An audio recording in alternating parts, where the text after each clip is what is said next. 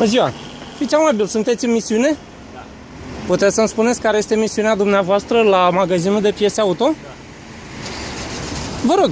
Avem o mașină care a luat foc. Am înțeles. Și asta vă face pe dumneavoastră să fiți într-o misiune urgentă și care vă permite să parcați pe interzis, da? Pe semnul de interzis. Puteți să-mi spuneți, vă rog, și numărul dumneavoastră de legitimație? Eu sunt un cetățean.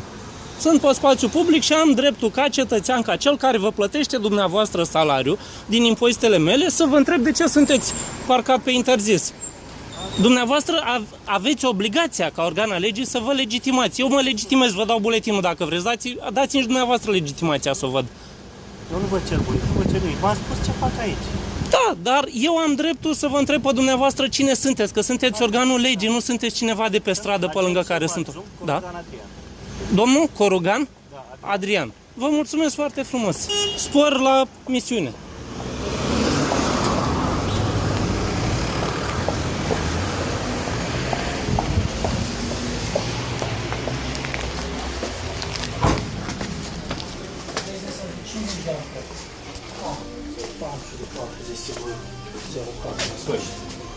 Mă interesează niște fișe pentru mașina asta.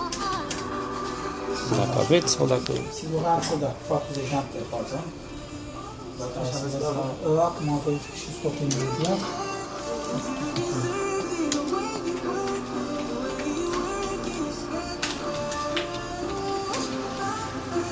Ar trebui să fie uitată. Două întrebi. Una înapoi calculator, deci doar manual. Trebuie să și găsesc și pe asta.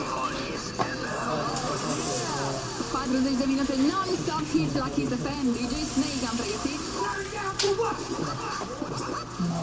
Bine și Nicole Cherry. E 40 de ani pe. Sau Dan Bigman. Dar mâine să vă mai aduc una.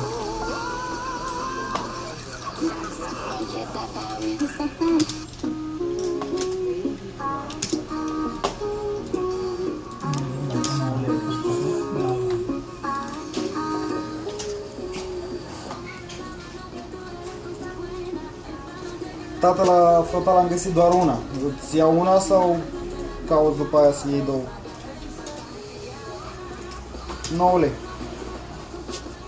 Da. Bine atunci. Bine, dacă e una trebuie să... Bine. Mersi mult oricum, sănătate.